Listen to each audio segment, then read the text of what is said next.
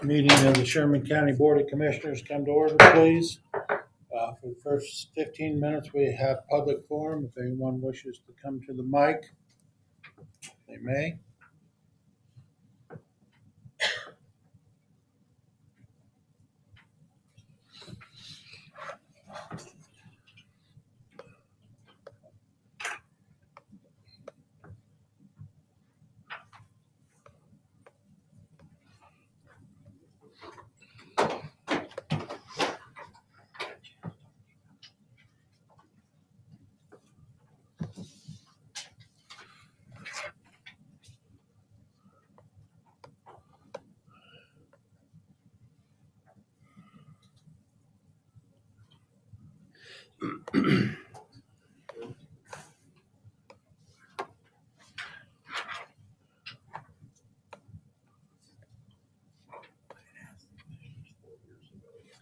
You guys have any changes to the minutes? No, I do not. I do not. Make a motion to approve the minutes of June 28th. A second. Been moved and seconded. We approve the minutes of June 28th. All in favor, say aye. Aye. Opposed, same sign. Motion is passed.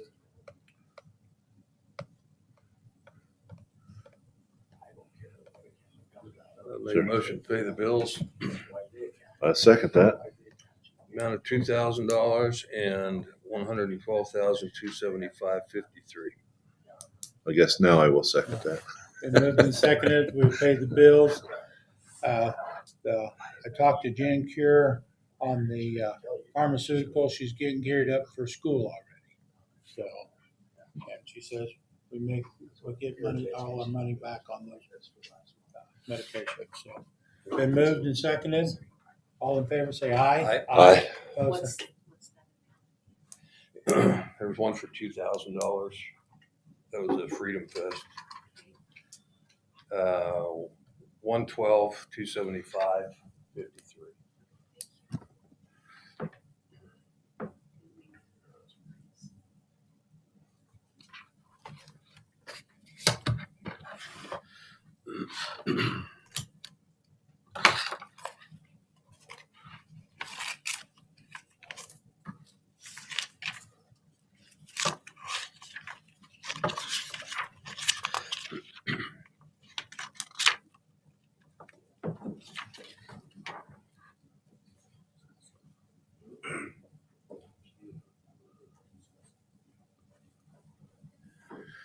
Ashley, since that last, we had that phone conversation with that person from the engineering firm that's working with the GAC. Have we heard anything back? They need blueprints. So I'm looking for those in the basement. Okay. And they need to know if they have access to look, when they come out to look, if they have access to the whole building. I was looking for the blueprints first. We contacted the engineer that works with the GAC, and they actually just said they need blueprints for the jail. I imagine as-built, and then what their access parameters are. They need access to whatever we move people around. I have to have extra personnel to move it. Good. The blueprints, did you give them to them or? she's looking in the basement. Trying to find them. Okay, I got a copy in my office. Okay. I don't want to lose those. I use them all the time. Copy. Okay. Well, we need to get that rolling. I mean, sooner than later. It's leaking really bad again. They patched it last year. Yeah, we gotta get it looked at.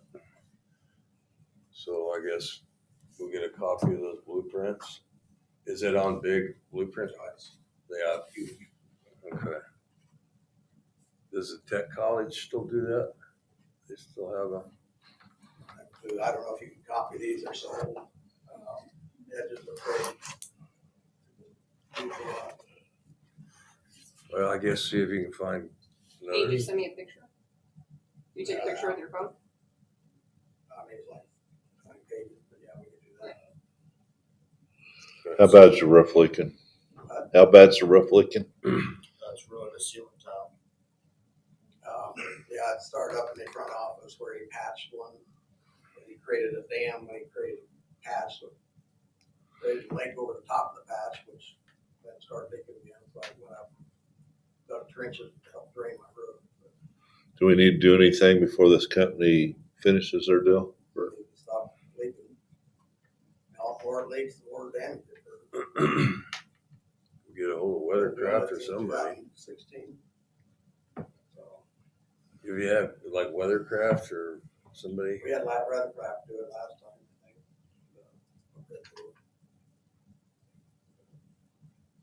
Problem is, you can't leave berms up, it's gonna trap water. I Oh, got that out, it shouldn't leak anymore, but the patch needs to be fixed again. okay. Plus, they left it open to the sun, which is, that rubber's not supposed to be exposed to the sun. There's that rock over it. Do you want to get a hold of them and see if they'd come over and take a look and just see if we could just patch it until this company's done with it? Get us a bid. Would you do that? See what that would take? It'd take a long time, last time it took almost 6 months. So, but Yeah. Okay. I'll See what you can contact do. them today. I did call Roof Masters and Colby too, or whatever. Whatever's got to be done.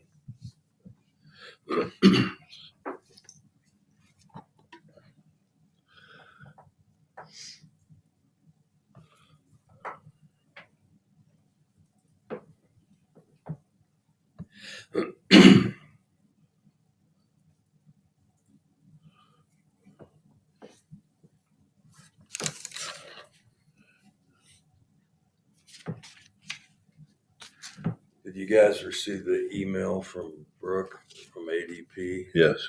Okay. They've held that price. It's past their promotion deal, but they said they would stay with that price, but it's only good until the 12th. If you guys, my stance hasn't changed. If you change your mind on it, that's what the deal is. Brett has that.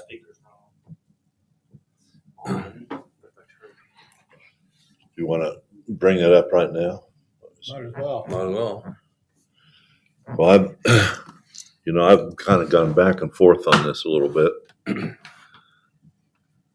And I think it comes down to the ideal that we have to make sure that we're responsible for the tax people's money.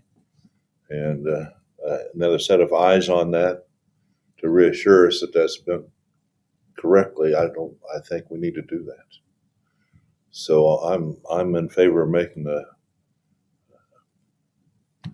motion that we accept ADP's proposed proposal. We still don't have the CIC bid back for the integration. Why would it take so long for them to be forthcoming with that?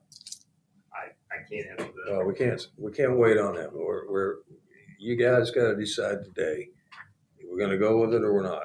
I mean, the pricing is good and we need to get it. Brett has the revised copy of the contract, right? And that hasn't changed. No, that hasn't changed. No verbiage has changed. The price hasn't changed. So, I mean, our most valuable asset is our employees, and that's that's the world we live in. And it's a 1-year deal, which means we will have to put in case whoever's in charge after the first of the year, we'll have to put that in the budget for next year if If we decide to If the continue, governing body decides to go with it again, you just have to give them that option.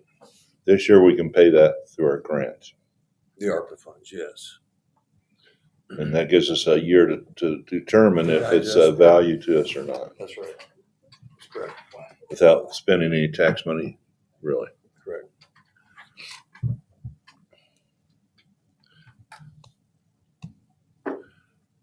I still think we need to do that. Okay. And so I will still make that motion. That's,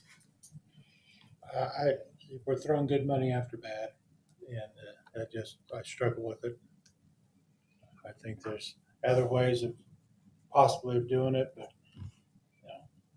the motion's on the floor. Well, there's other ways of doing it, but nothing's been brought to the table. Right. That's the point Yeah. I'm trying to make. Yeah. These people stepped up and did their homework, made the revisions that were asked for, jumped through the hoops. They're ready to go. Now, I've tried to look up some different things, but I have not come across anything better, I guess, that will accomplish what I think we want to accomplish. All right, I'll second it. Been moved and seconded.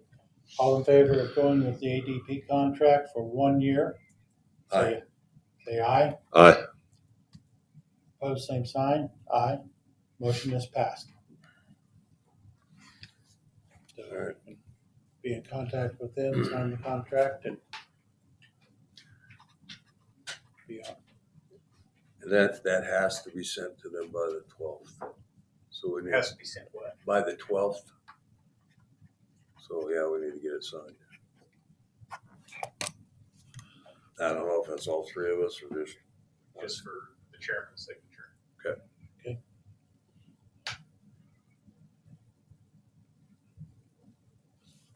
For clarification, can you tell us what the amount is again, please? I have 68,000 in my Yeah. mind, is that right? That's correct. They're just over that, just over 68,000.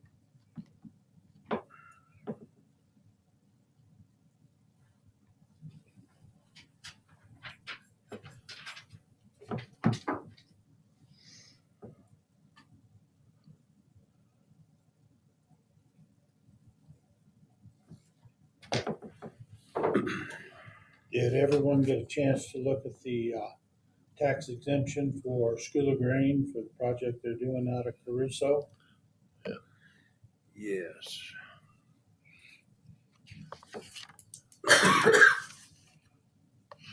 Lucy, you want to come up? Come on up.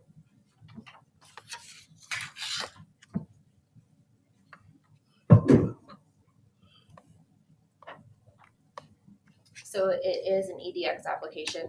They did apply for the NRP last year. It says that in the application, but with us getting the IRB and EDX resolutions put in, they want to go ahead and move forward on that. And it's for the expansion of a building that's already on the property. Right.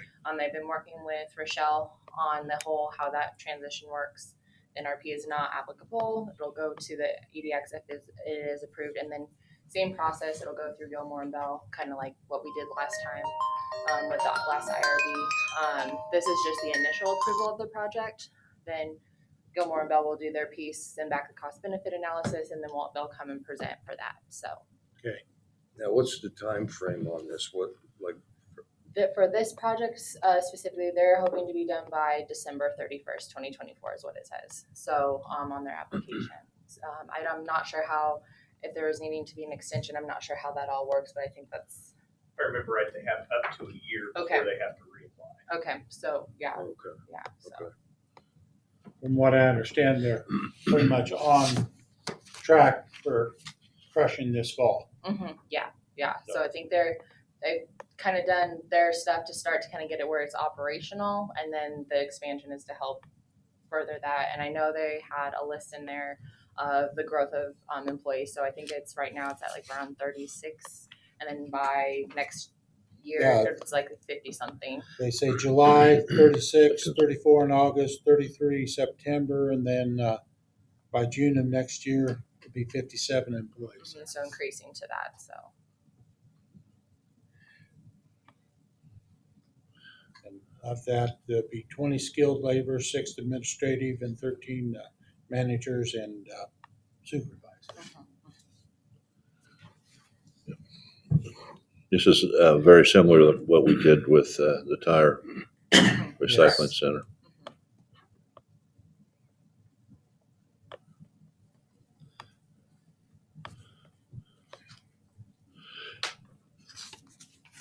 and like I said, this is just the initial application. That's how the resolution was posted, is you guys approve it, then we send it to the Gilmore and Bell, and they come back and present that cost benefit analysis for that next step of approval. So, if say something goes on and nothing matches up, it doesn't have to proceed after Gilmore and Bell starts, and that's all at the cost of the company, nothing to the county. So, I would make a motion to approve the application for tax exemption to Schooler Green. A second. Been moved and seconded, we accept the tax exemption application for Schooler Grain. All in favor, say aye. Aye. Aye. Opposed, same sign. Motion is passed. Is there a place on here for me to sign or just, okay? thank you. Thank you.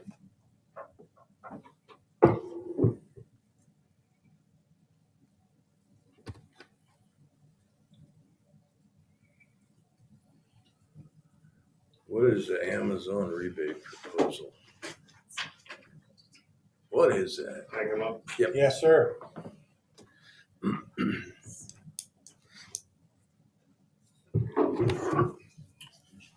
So Amazon sent us a rebate proposal stating that we could be eligible for 1%, 2%, or 3%, depending on how much we spend, the same period last year, we spent $32,605.23 at Amazon.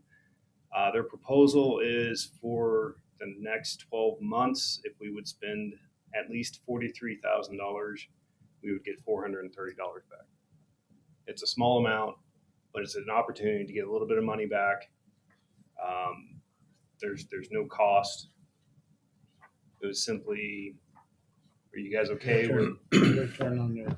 Yeah. And if you don't spend the 43,000, you just don't get the discount. Right. Okay. I don't see anything wrong with it. I'm fine with it. I'm good with it. Okay.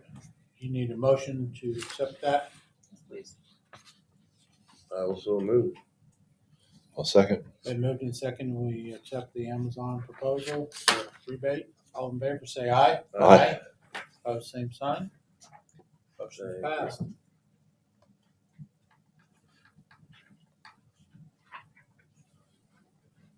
Have you heard from Rhonda? No. For you, Andrea? You can do her. Come on up. And Okay. thank you.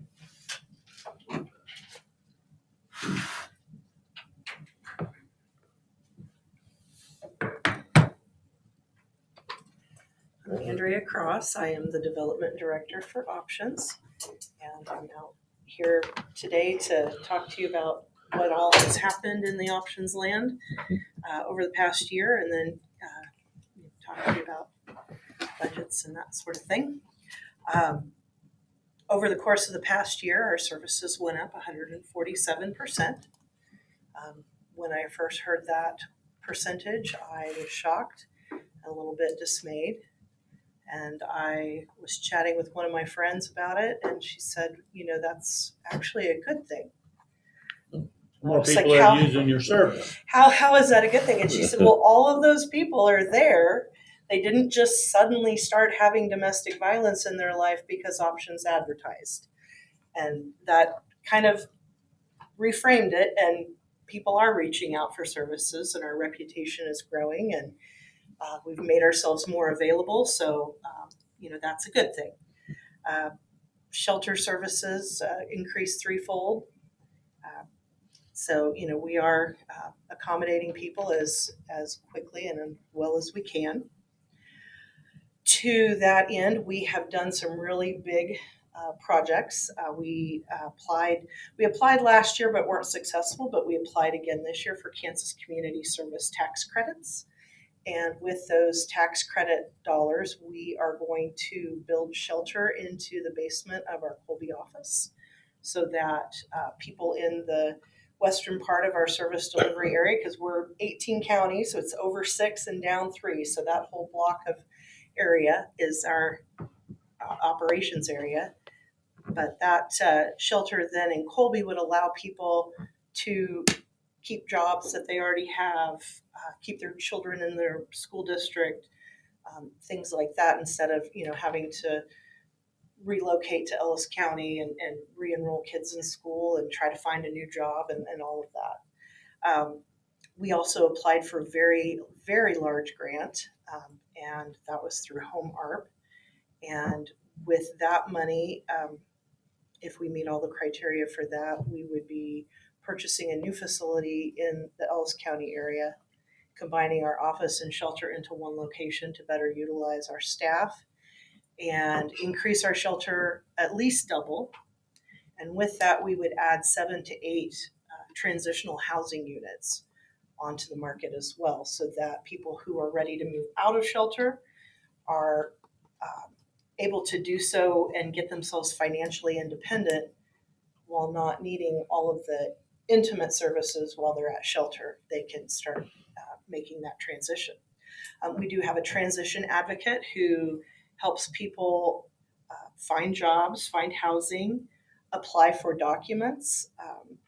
Many of our people come to us in the middle of the night with no shoes and socks on. So the fact that they didn't grab their social security card is, not the most important thing on their mind at that moment. It's getting safe. And sometimes those documents are even withheld because if you can't if you can't prove that you're eligible to work, you can't hold a job. And if you can't hold a job, then you're financially dependent on your abuser. So we have a family advocate that works specifically with people with children. Children are often witnesses to domestic violence, and even in a lot of situations, mom applies for a protection order, but there hasn't been physical damage to a child, so they're not awarded a protection order over the children as well. So children are forced to go back and spend time with the person that they witnessed abusing their parent. So, there's a lot of trauma associated with that.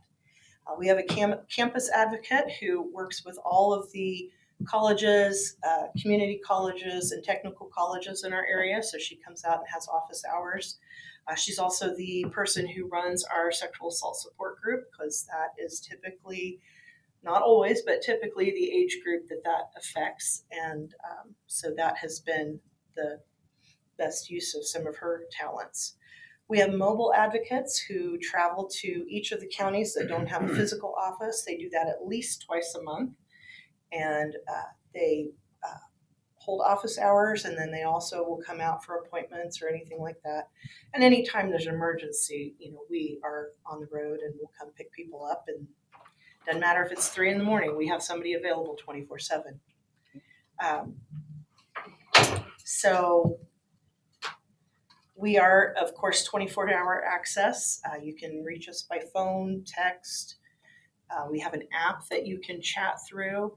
You can chat through our website. There's also BOCC software, which is similar to Zoom, but it's HIPAA compliant, so that people can have a face-to-face with an advocate, even if there's distance involved, or their mileage is being tracked or something like that.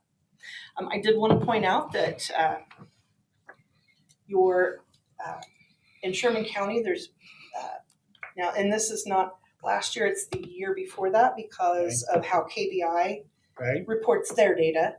But there were 38 incidents of domestic violence reported and 30 arrests were made, which is well above the state average. You guys are at 79%, and the state is at 51%. So good job. Yeah, well, I just say that probably gonna be more this year. That goes up and down. And I'm kind of turning because one of the other really large projects that we have worked on over the past year, and it started with the chief of police in Hayes, Chief Scheibler. He was very concerned because the last 6 or 7 now murders in Hayes have been domestic related. And so if you can solve domestic violence, or at least address it, that number could go down. And that is a lethality assessment. And a lethality assessment is a series of questions, and it also has some training that goes along with how to ask the questions. And like the first 3, if you answer yes to any of the first 3, it's an automatic referral. And then if you answer yes to 6 or more of, I believe, the next 14 questions, and they may have tweaked that because we're kind of in that assessment period of how is this working and do we need to make any changes. But if they answer yes, then that becomes a referral. And a referral in this sense isn't just here's the pamphlet for options, because all of the departments do that. That's a requirement by state law, and they all comply with that. And this referral means that the officer on their phone calls options and puts that survivor on the phone with an advocate, and there's an immediate connection, which means that services start faster and we can get some safety planning going. It also, that immediate connection, the next morning when you're like, well, was it really that bad? How, I don't know. Do I need services? I'd like to say some, I think the increase in numbers is training of officers and how you've expanded West. Thank God for that. You always provide really good services up to Hayes, but then getting out to Colby, I think it's expanded everything, made things easier for us, and having the advocates come to the county more often. But the training is I think, advocates basically getting the officers trained on how to respond to that, and then I think knowing what you offer and how you do it has been one of the biggest parts of the increase. Like the domestic violence has been pretty prevalent this year, so I think we're going to probably break that number, unfortunately. Well, as long as people are getting services and coming out with work and asking for help. And that's the thing, is some people are asking for help from us. Now, is That education with the public is you need to ask for help because this is wrong.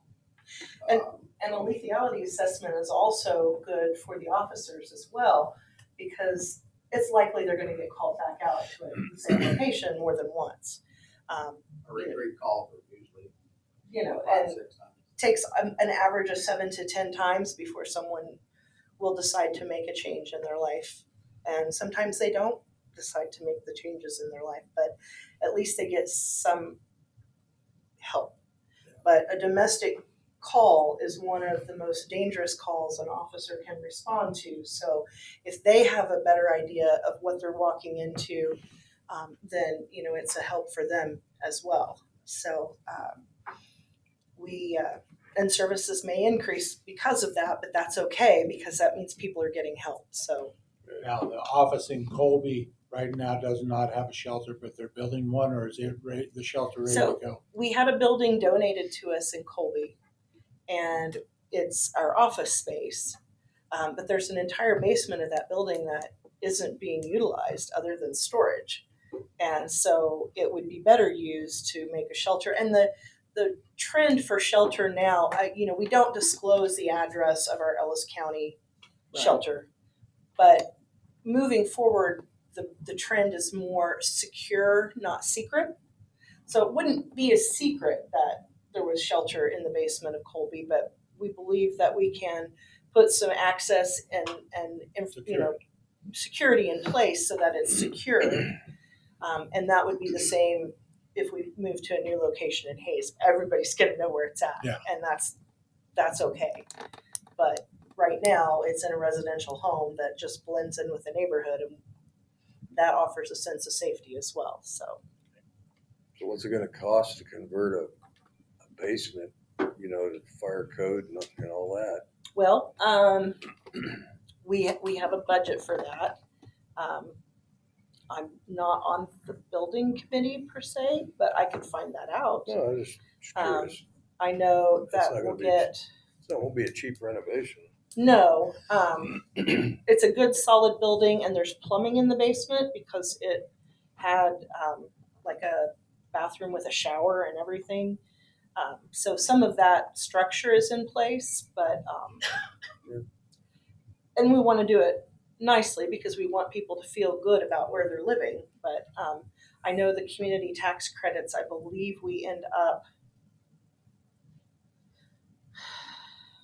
we were awarded $166,000, which means our tax credits are 50-50, so we would get essentially double that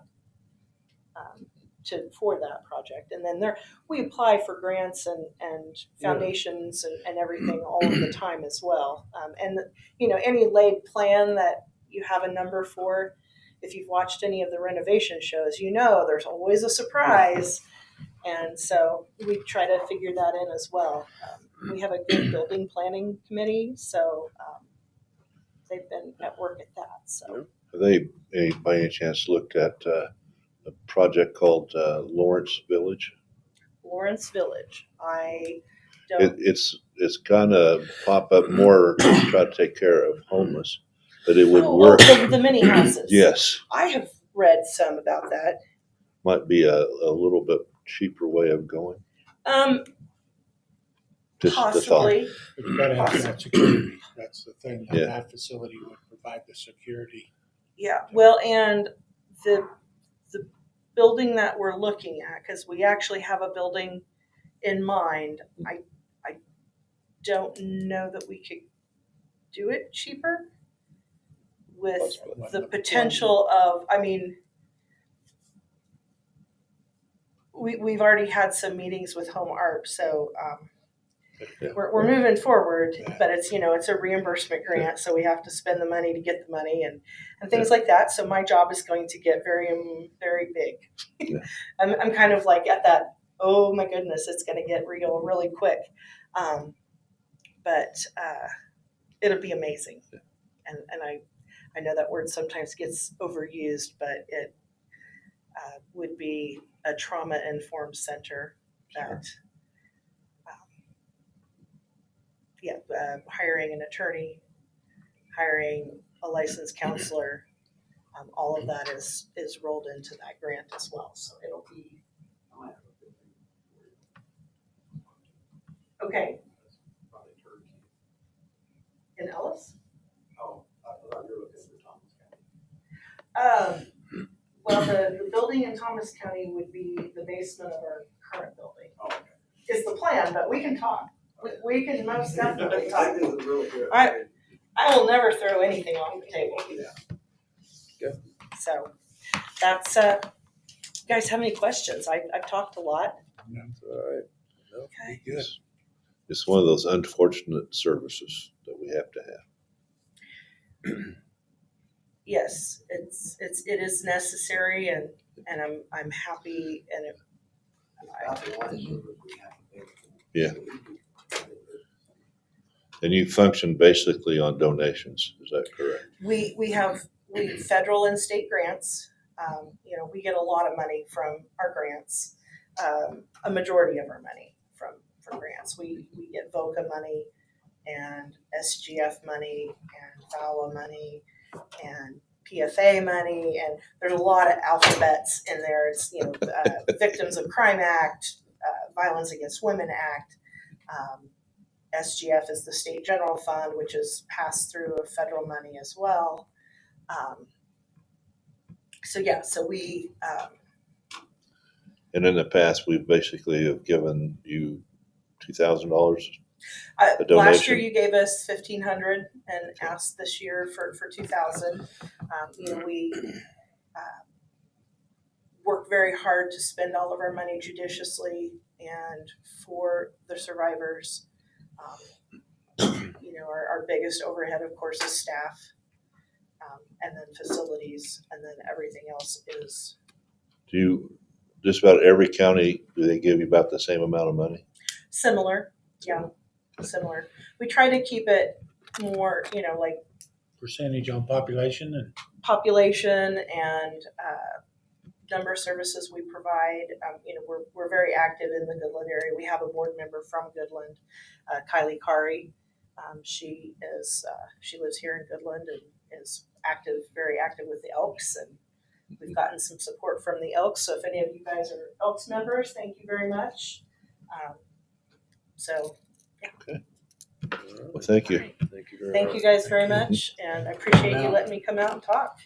And I did bring extra copies of the Sherman County and the Northwest Kansas profiles so that you guys have them if anybody has questions. we have in our iPad. Thank you. All right, thank you. Thank you. Thank you very much. Yeah, I can. Perfect timing, Rhonda. How's everybody this morning? All right. How wet did it get down in Dodge City? Hey, we've had kind of our share lately. You know, that doesn't happen very often. Thank you.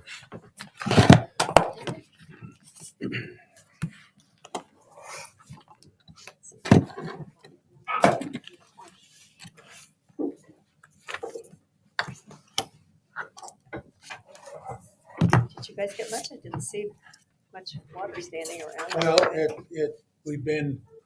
we don't get the big, it's 20s and 30s, but we've had it, every night.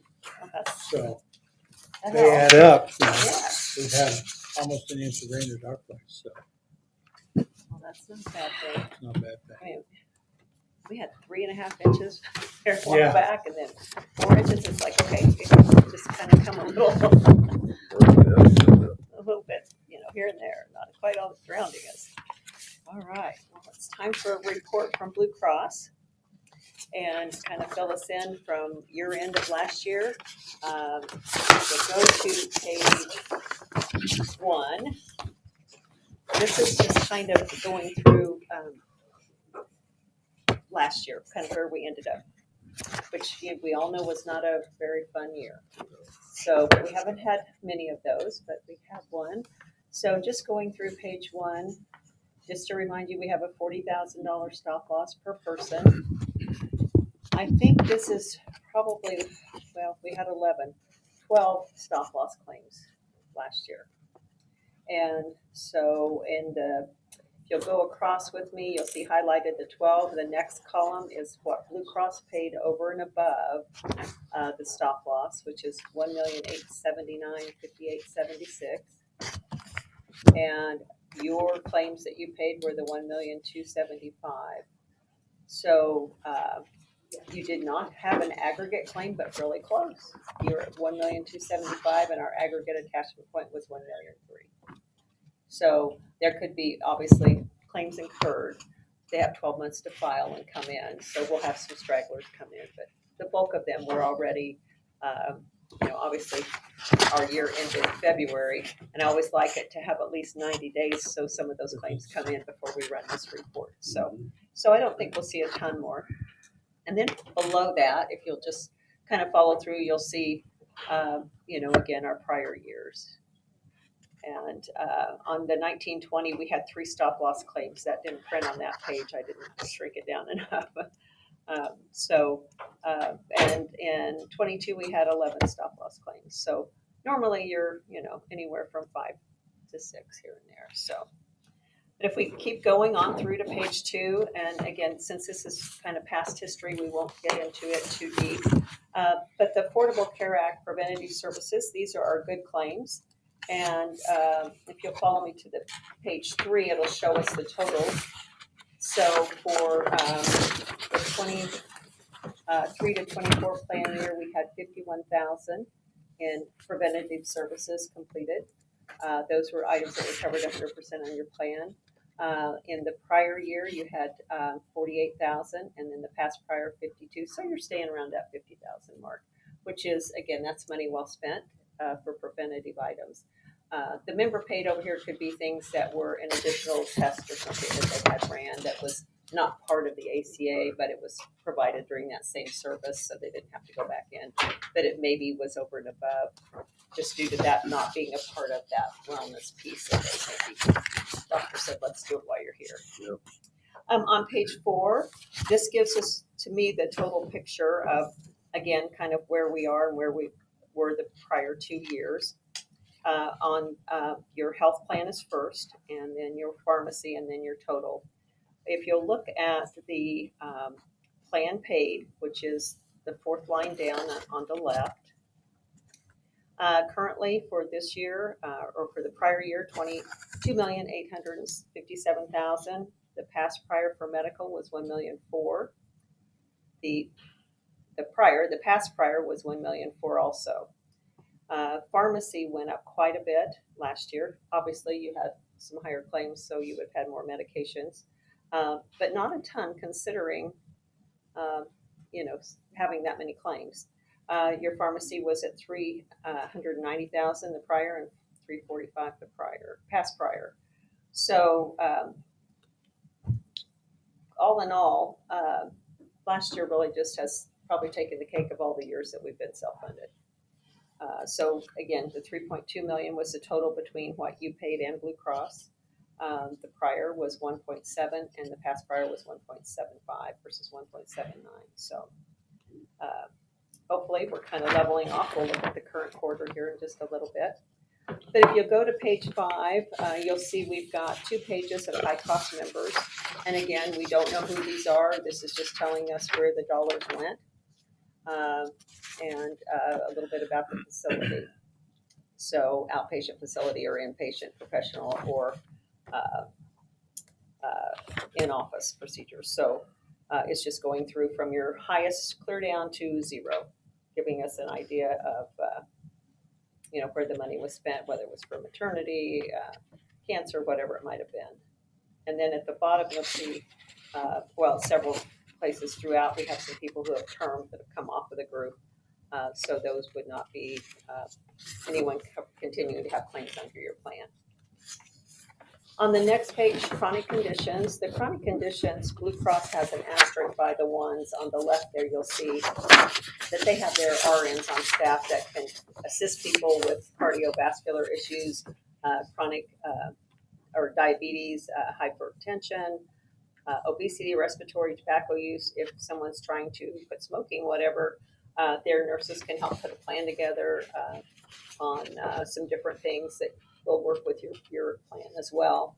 But if you have that asterisk, those are the kinds of things that they can call in and get some assistance on. We encourage them to do that. If they go online and they, for instance, are wanting or some information on hypertension and they have hypertension, it'll flag that when you go to look at your claims. Or you'll get something in the mail saying, hey, by the way, we can help you if you need it. The top diagnosis on page 8, these were the top claim medical conditions based on the codes that are used to submit claims. And you can see the different counts there and the different amounts spent for your group. On the next page, you have your top 25 providers, which is always kind of good to look at. Your hospital is number 2 on the list. And you can kind of look down here and see where people, Credo Health is the Blue Cross specialty drug, so that's not going to be here. They're getting that in the mail, the third one down. And you'll see a couple other hospitals there. Your family clinic is on here, which has 400 and some claims.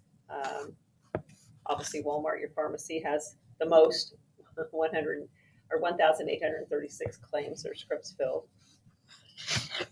And so kind of just let you know where your money's being spent, and a lot of it's being spent right here in your community, which is always good to know.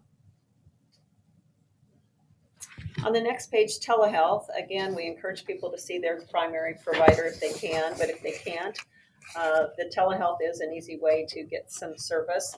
You do just pay 50% just like you would, at your doctor's office. If you met your 50-50, it would be paid in full by Blue Cross if you use the telehealth, just like any other cost. So there's lots of things you can use it for. I encourage you to put it on your phone if you're traveling. It's kind of nice to have if all of a sudden you need some help.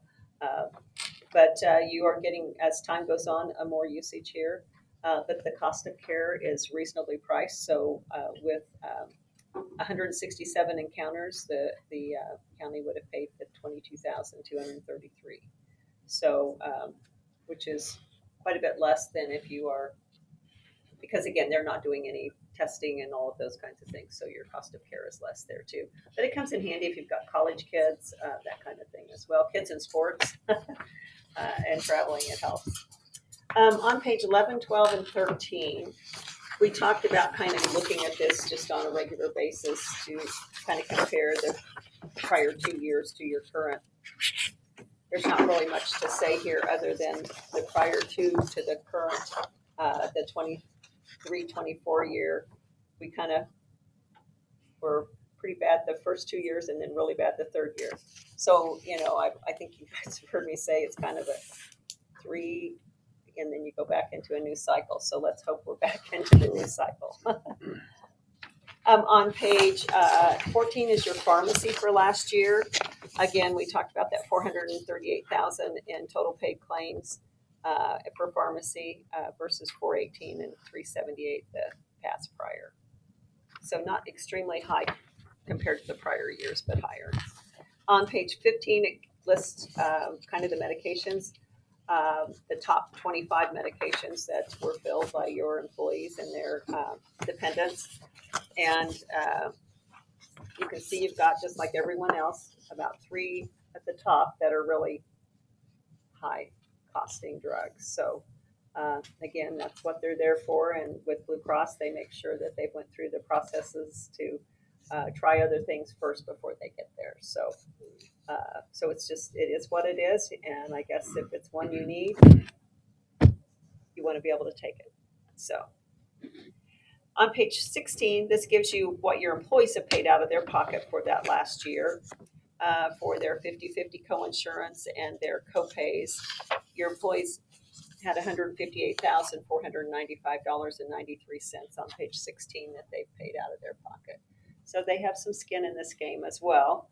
And it's just, it's a lot of money when you look at it that way. But it is also just kind of nice to see, you know, what's happening with their budgets as well. Page 17, this is giving me a lot of optimism here. This average age is 31 in your county. So that tells me we should have a lot of, you know, young, healthy people coming in your group. And I'd like to be in your group and be that average age right there. There you go. The Blue Cross is That'd be like the close to average. I take the Blue Cross average age over here, 36. So you guys are way under that, which I don't have a county that's under it, but you guys. On the dental side, again, it's a little bit higher for the current plan year. This could just be more crowns and those kinds of things, you know, it kind of levels off. You see past prior you were at 78, prior 54, and back at 61. So, you know, it's just going to even flow based on, you know, the high dollar things that you're going to have at the dentist office. So we want to encourage them to get those cleanings and those kinds of things just to avoid having some of those high dollar services, which they don't want to have anyway because it's not very fun. I will tell you, I've had 2 root canals this year. So on page 19 are your top dental providers. And again, your Goodland Dental Arts is at the top here. You have some people going to Burlington and let's see, another dentist in Colorado there, and then Hayes. So another one in Goodland here. So, but Goodland is your top provider for dental. All right, so maybe we can move on and get away from that last year. Let's look at page 21 for where we're at today. On page 21, we've had 1 stop loss claim this year, and we are running nice. We've had $310,000 in claims that the county has paid. We're running much better at this point. Blue Cross has paid $14,000 over that stop loss. Our attachment point at this point, our worst case scenario, is $471,000. So we're below our worst case scenario, and that's where we want to be. So let's hope we can keep that up. But this report has been ran for 4 months. We couldn't get the utilization analysis in time for June because it won't be out until after the 15th, the 10th to the 15th. But I went ahead and was able to run the claims through June. So so that's a month difference. So, but it gives us more information for 4 months versus 3. So our report going forward down here at the bottom on page 22, again, we've had our Affordable Care Act preventative services, about 9,500 so far this year. And again, you'll have your page 23, that current past prior. So if you compare on page 23 of the plan paid amount, we've had current claim there $138,000 in medical. Last year at this same point in time, we had $614,000. So we're looking way better than we did at this point last year. And then our past prior, we were right about where we are now. So, and look at your prescriptions there. You're neck and neck with where you were at last year, pretty much, and then the past prior you were 19,000 higher. So go on over to that total for current, prior, and past prior. We look a lot better. So, and that's through just 3 months because we don't have that June in there yet, even though our claims are through June on that other sheet. So that's a good sign. And again, things happen. People have things that, kind of get taken care of, and then their claims start going down. So hopefully we're headed in that direction. On page 24, this is our high cost members at this point in time for the new year that started March 1st. And you'll see we've got at 34,000 at this point versus, and 30,000 in pharmacy, and then the current plan paid of 65, and then the past prior and the prior. So our numbers are way lower than they were last year and the prior year. So chronic conditions on page 25. Again, these are those things if they need some help, they can get them. But you have about 21,000 this year to date versus 91,000 last year, and the past prior of 5,000. So there's maybe a little light at the end of the tunnel here. Page 26 is your top providers. And again, your medical center's right up there. Your Walmart pharmacy here. And then Hayes Medical Center is on here as well. Prime Contracting is also a Blue Cross pharmacy plan there. So on page 27, your telehealth. We've only had about 4,000 at this point. So we've only had 9 member counts that have used it. So again, it's a little lower cost of services, so it's good to see some usage. Page 28, 29, and 30. Wish there was a way to put these together a little bit so you could compare them.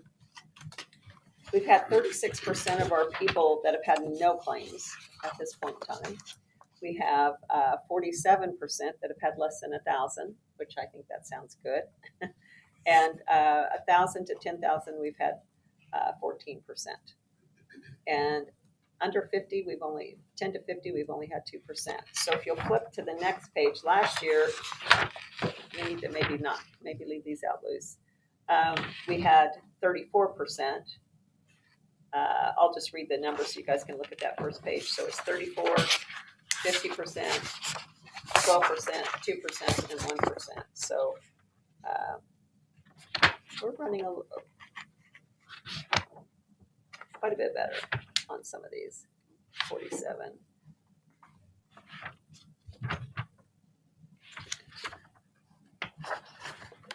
But our numbers are really good when you look at the plan page versus last year's plan page. And the same for the past prior. Again, that was not as rough as last year, but we had quite a few over that.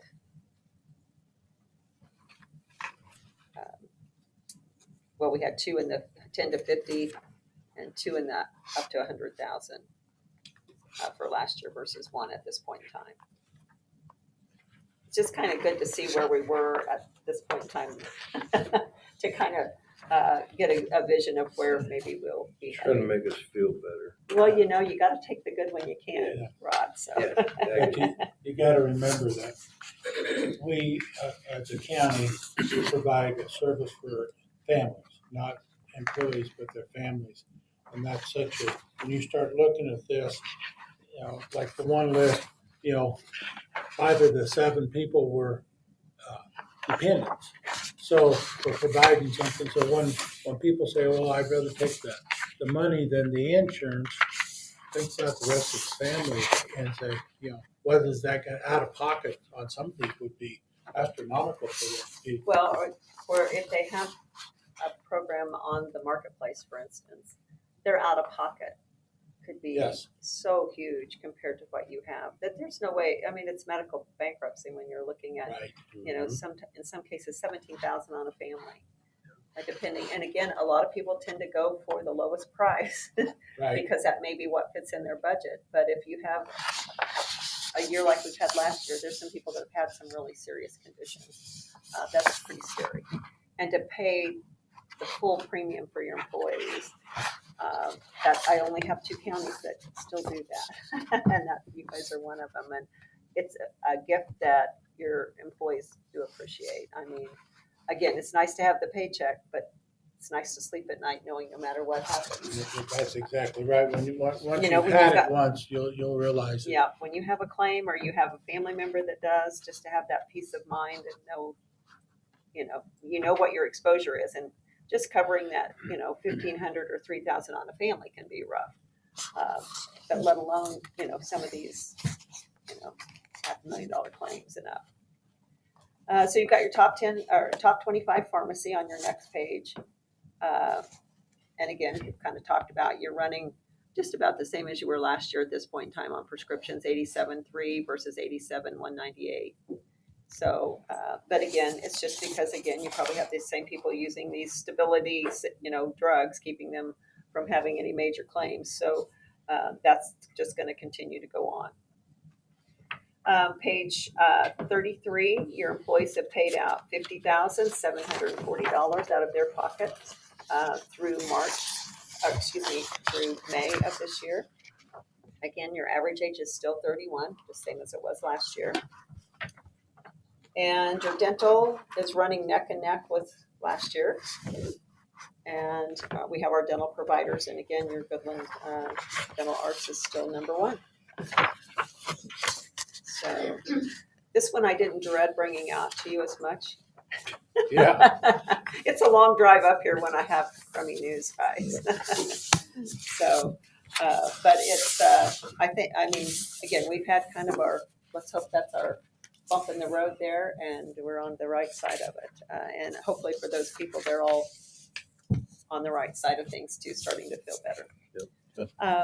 I put in for you all, just on the right-hand side, the New Direction email insert that they had for June. And I just thought I would bring this up. And I think we all get really busy, and it is something, sometimes we're not a very good listener. So this was something that they put in for June 24th. So I wanted to share it with you, and I brought handouts for Ashley to share too. So that was the latest thing that came out the first of the month. I should say for June. So I wanted it to match where we were at on our data. All right. And then we usually get those around the 15th of the month too, when those come out. Okay. Any concerns that you all have that we need to be working on for you, or? I know. I think it's, I'm a big proponent of health insurance, and it's a great option to have. To be able to provide our employees, their families with this, to get good coverage. Absolutely. Well, and I think too, with our self-funding, we've been able to take some of those hits that we probably would have not been able to handle. We've stayed grandfathered, which is few and far between today. Mm-hmm. And your 50-50 plan is not something you could purchase from Blue Cross at the deductible that you guys have, the co-insurance that you guys have. So, hopefully we can continue that process. And again, when we went self-funded, we knew it was going to be a process. We're going to have those good and those bad years, but you guys have funded everything properly, and I think It's when you start getting the consecutive bad years that's when it gets tough. But again, with funding the way you have, you've kind of got a cushion there. Yep. It's hard to ride that storm those 2 years, and hopefully we're in the right stage here to get over that big hill. Make it easier to talk about at budget time. Yes. Well, I appreciate your time today. You guys know where to reach me if you have questions. Thank you. I'm always happy to help, and You're look forward to a good report next time. Okay. Sounds Okay. good. Thank you. Thank you. Thank you for your time. Mm-hmm.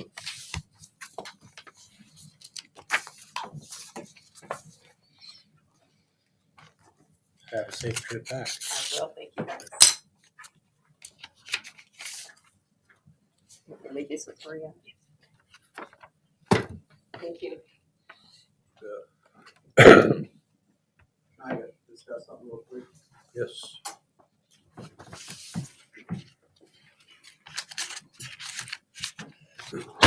was brought to my attention that, talked about the AEDs. Yep. At the last meeting, and, originally it was supposed to come out of the memorial fund for Doug Whiston, but I was told that fund wasn't available, but then I was able to do some research and found it. And, so, just so you know, that's coming out of his memorial fund with a blessing of, his widow. And, that's something that he saved lives all his career. He had 36 years, I believe, career as law enforcement in this county, serving the community, and serving the community that way would be a good way to honor him. So, I want to address that. So, okay. Well, it's good doing a public comment, but I have another issue I need to talk about that we need to have comment on. The Shred Fest. I've been doing that for like 5-6 years. First year I got a grant for it, and then the next year I talked to the commissioners and agreed to pay that out of commissary. I don't know if I'm supposed to come back every year and ask for that, but I received an email from Ashley saying I can't take it out of commissary because Brett did not know that I talked to the commissioners and asked permission to do that. But as far as the resolution is, anything the commissioners decide upon being good for the community would be good, could be spent out of commissary. It's $11 to $1,200, depending on how much we do. I'm not even sure how many pounds we did. I think 36 containers this year. Mm-hmm. So it's a good service to the whole community and raised quite a bit. And I've always argued what better way to pay the inmates can pay back is through their profits is to help pay for something for the community. So is that okay if it still comes out of commissary, or is there a problem with it coming out of commissary? Not that I'm aware of. Just the way that resolution reads, there's specific things, and if it's outside of that, it just says it needs approval. I didn't know that he obtained On the prior provisions. approval. Okay. Correct. No, I don't have a problem with it. okay. Also on that same thing, the advertisement for that. Basically, it's always been said that whatever I say the budget is whatever is spent. I have excess in training budget, so I spend the advertisement out of training budget. I know it doesn't fit that, but the problem is Ashley moved it out of that into another fund. I can't have that happening because if I say it should come out of a certain fund, it should come out of my fund. If she wants to move my stuff around, she needs to talk to me and ask me to do that. It can't happen just willy-nilly. The fact that she doesn't think it fits there, I don't care. It's my budget. I want it to be there. If she wants to go through every receipt and talk about how I'm spending it, then I want to go through every receipt that she has for her election fund and everything else to see if she's spending it appropriately. Well, that sounds like this between you and her. I mean, but the thing is, as long as things are being done legally and transparently, what can we do? Right. The thing is you've told me that I spend my budget the way I see fit. I can't have another elected official tell me how to do it. So Can I explain to the auditors? So from the auditor's point of view, if we're going to budget per line item for training, for education, it's better to have that one line item go over so that you know the next year you need to increase that. Does that make sense? If you take it out of ones that don't fit that, then you don't know that that's an accurate expense for that, so you don't know how to budget accordingly, is what I've been told. Right, and that's so why would you take an advertising out of training? If it doesn't fit that, then you know for next year, yep, I went over, so I need to budget more in that for next year. Oh, I get it. Okay. But the thing is, that's something you want to do, but it's not something I want to do. Okay. But you, like I said, Does he have authority? if you have line items, if you have a line item that you were going to buy a vehicle and you took something else out of that line item and then you went over budget on your line item.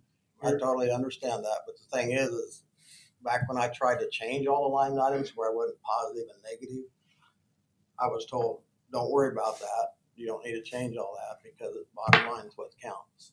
Okay. I know what I spend on. I know what I do, and I know how I spend it. I know pretty much where every dime goes to.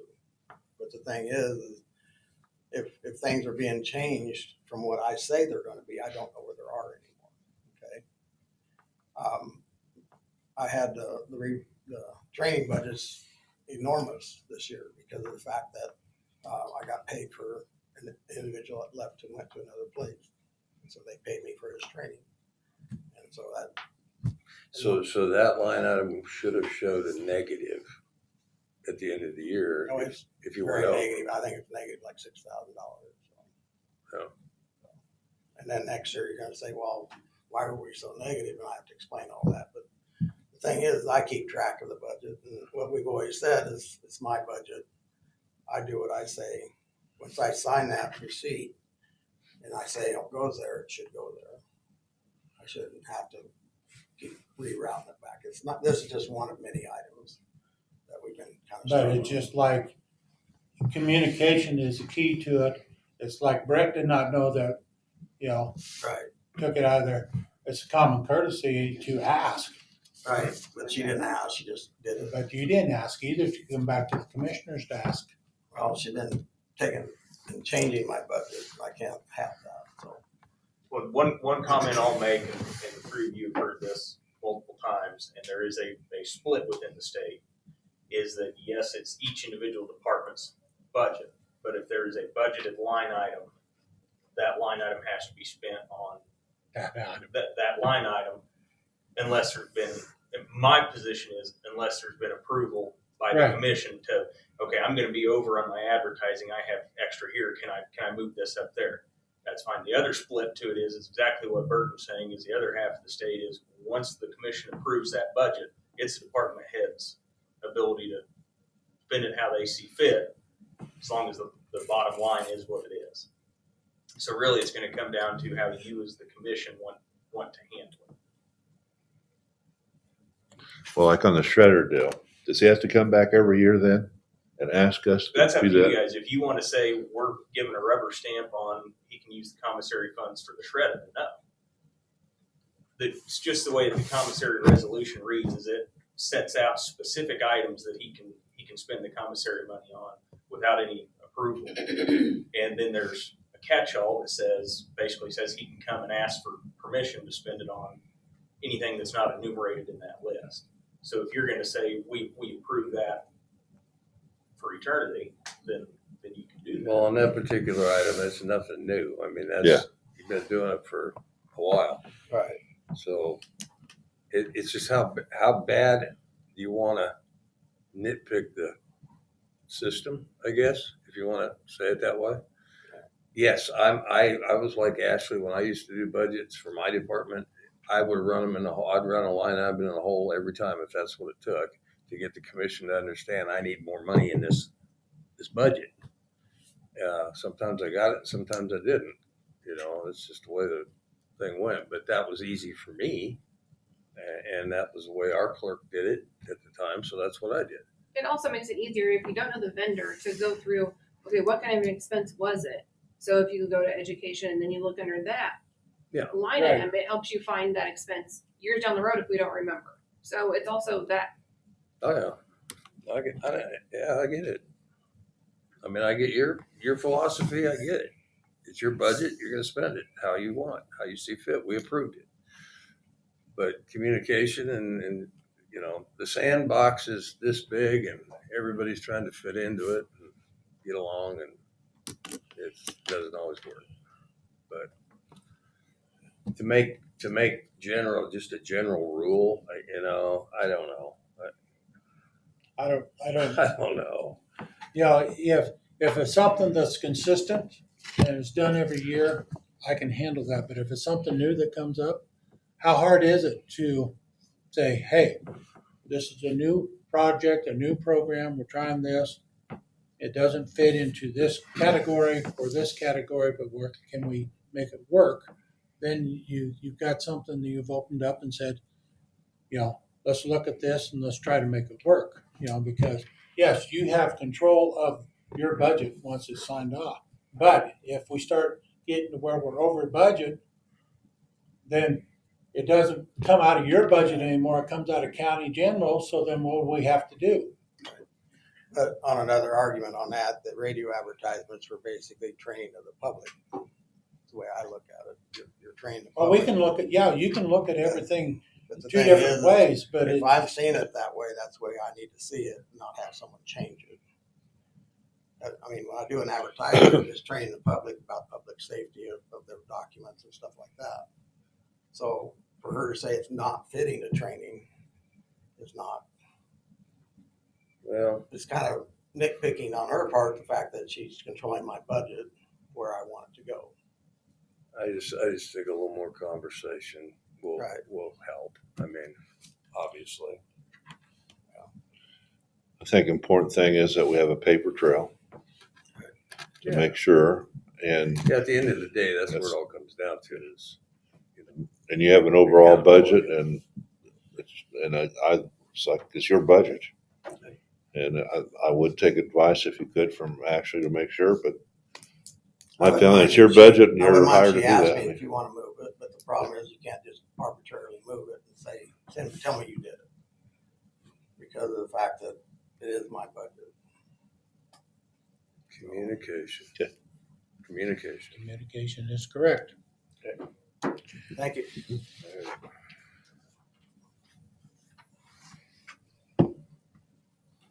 Is there anything else that needs to be brought before the commission at this time? Eric? Yeah.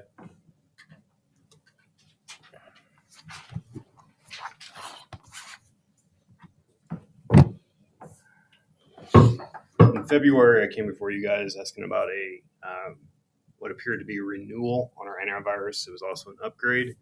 The way the quote was written was that it was a 3-year renewal. It turned out to be a update to the end of the term, which is in August. So I need to renew the antivirus for a year. Before August, it is $5,450.15. I have room left in my capital to pay for it. Alan, this is the cheapest option I have moving forward. We're going to reevaluate the antivirus as it didn't quite play out the way we expected. So to keep us safe, I need to renew this. Renew it for 1 year to, Yeah. and then explore options Yep. accordingly. Make a motion to renew the antivirus for 1 year. I will second. Been moved and seconded, we renew the antivirus for 1 year. All in favor, say aye. Aye. Aye. Opposed, same sign. There you go, sir. Thank you. Ashley, did Kenny Sanderson get another permission slip from the county?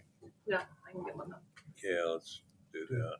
Do we need to make a motion for that to get the boat on the Yeah. water again? Yes, I'll make a motion to allow Kenny Sanderson to get his boat and gas motor on Smoky for maintenance purposes. I will second that. Been moved and seconded. All in favor, say aye. Aye. Aye. Opposed, same sign. Motion's passed. Rod, did we get the aerated system hooked up in? That's a conversation I think we need to have. Kenny's got basically 2 full-time jobs. We disbanded the board for various reasons, and I'm not suggesting that we have to have a board again, but I think manpower is a problem out there, getting things done. Well, it seems like when you do a project, you're always waiting on somebody that says they're going to do something and to help you out, and you know how that goes. So what approach do we need to take to actually plan a job and get the job done? Who's going to do it? It's not easy to hire people. Everybody's as busy as they want to be. With trenching, boring, whatever it is, whatever the job is. In this case, it's too late in the season to spray the weeds effectively, in my opinion. I'm trying to find a company that could come in and actually cut them out. There are machines that actually have underwater cutters, and you can purchase these. And now I'm sitting here wondering, okay, would it be better for the county just to get a grant, try to get a grant and purchase our own machine? This is going to be an ongoing thing. I don't know. Well, it's something that the Smoky Gardens is our stepchild sometimes. We don't, we go out there and we do work on it from time to time, but we don't, put forth the effort all the time to do that. And we need to, I agree that I don't know that we need a board out there, but we need a committee or something or get. My deal's always been this, Steve. It's like, okay, the city has a parks board, a parks department. They take care of all the city parks. Okay. The county, I've always said, we got to take ownership of this thing. Right. We got to dedicate more time to do the work out there. But does that always mean we pick on Rod to go, pull his guys?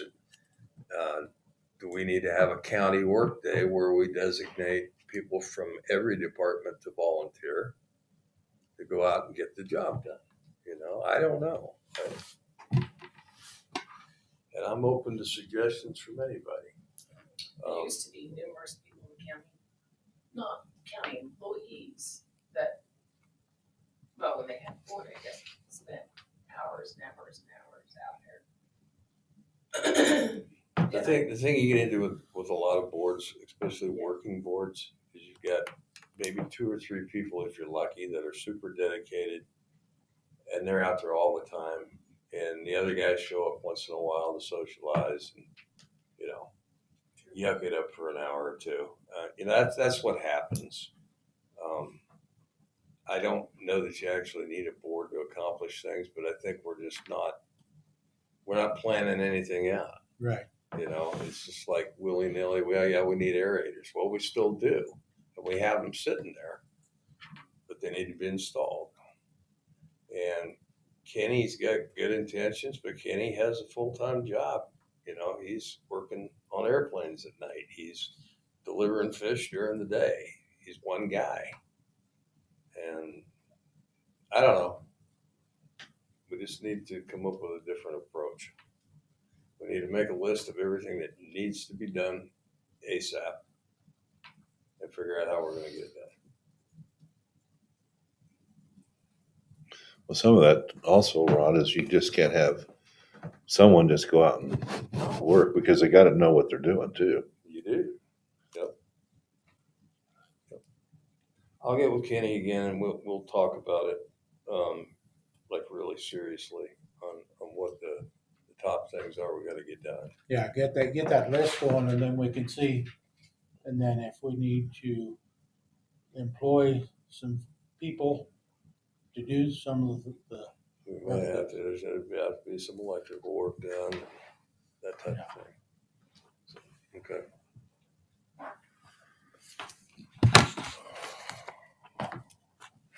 Okay. Anything else? If not, I entertain a motion for adjournment. Back on the smoke. Okay. Real quickly. I did visit with Dave Spalsbury. He called me one day for some information. And we talked about the Smoky a little bit. And the last time we electrofished it, we had fish this big and we had fish this big. And the reason that's happened is the aquatic growth in there is so thick and so dense. All your forage for your bait fish are hiding in that. The big fish have ate all the intermediate sizes. So you got a 3-pound bass. Well, he just ate a half-pound bass because he can't get to the bait fish.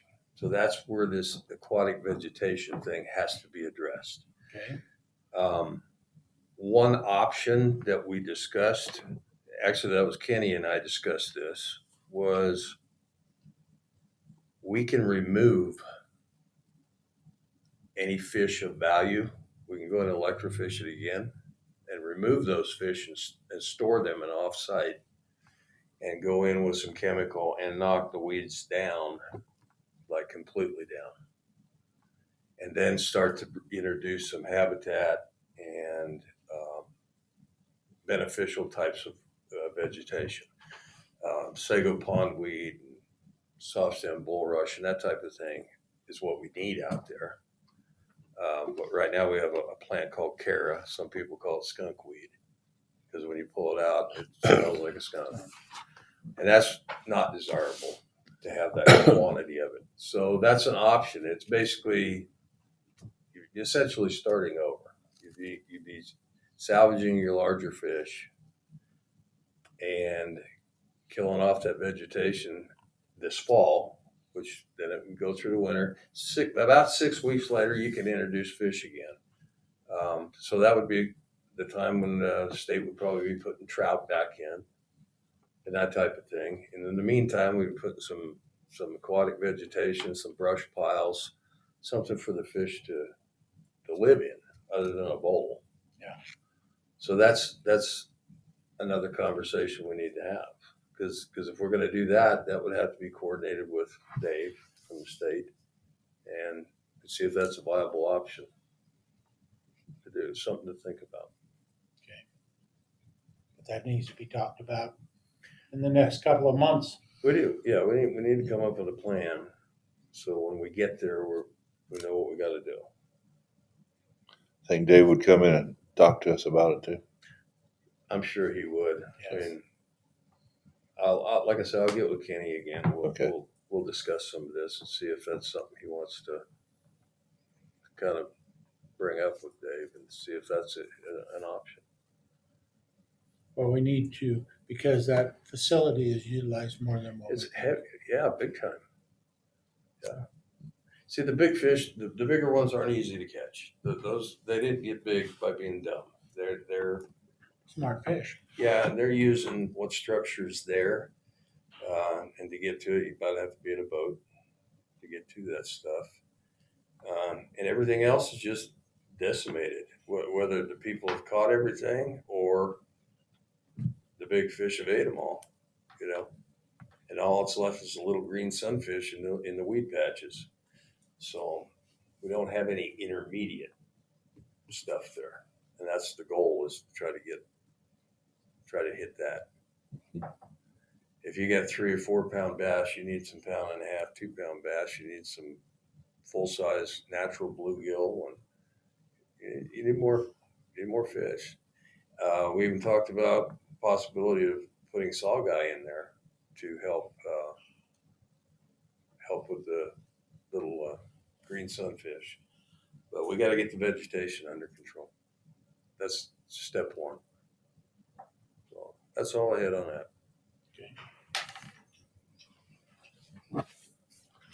Well, I'll make a motion to adjourn.